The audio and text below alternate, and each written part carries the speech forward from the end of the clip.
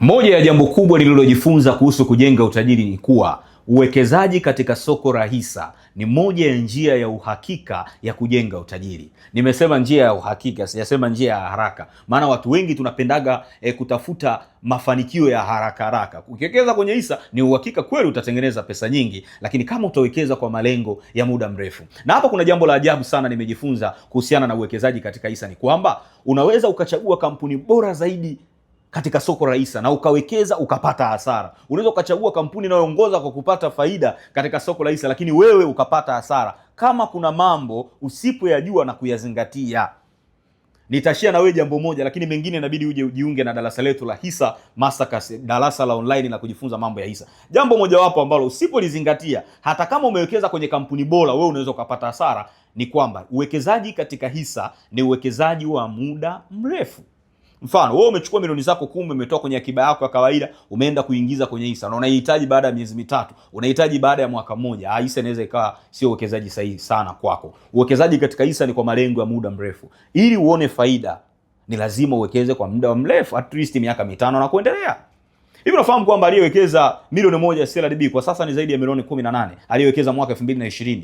Hisa CRDB imekuwa mara 18 kutoka mwaka 2020 mpaka leo mwaka 2026. Kwa aliyeweka milioni 100 ana bilioni 1 na milioni 800. Aliyeweka milioni 10 ana milioni 180.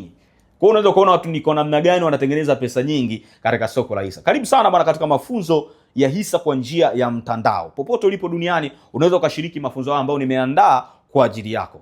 Katika mafunzo haya tutajifunza mambo mengi, ikiwemo njia kubwa 2 za kutengeneza pesa katika soko la hisa. Nitakufundisha pia faida 10 za kuwekeza katika hisa. Wengi mnajua faida 2, capital gain na capital appreciation. Mnajua pia faida ya gawio, kupata gawio, dividend. Nitakufundisha faida 8 ambazo watu wengi hawazijui. Lakini zaidi pia nitakufundisha jinsi ya kutambua kampuni bora zaidi ya kuwekeza katika soko la hisa.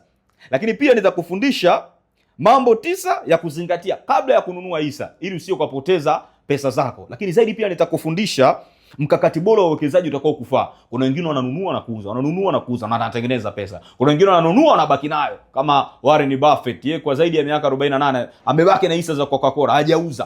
Kwa hiyo mikakati iko mbalimbali nitakufundisha. Lakini pia nitakufundisha kampuni bora za kununua hisa zake zitakazokupa mpenyo wa kifedha. Nitakufundisha mambo mengi ikiwemo soko la hisa manake nini, madalali wa soko la hisa na namna ya kuchagua dalali bora. Nitakufundisha mambo ya kuzingatia kabla ya kuwekeza katika hisa ili usipoteze pesa. Uwekezaji kwenye hisa una hatari, yes, lakini pia una faida kubwa, na hatari inapungua kama utawekeza kwa kuwa na maarifa. Ndio maana Robert Kiyosaki katika kitabu chake cha Rich Dad Poor Dad anasema tunatengeneza pesa kwa tunachokijua na tunapoteza pesa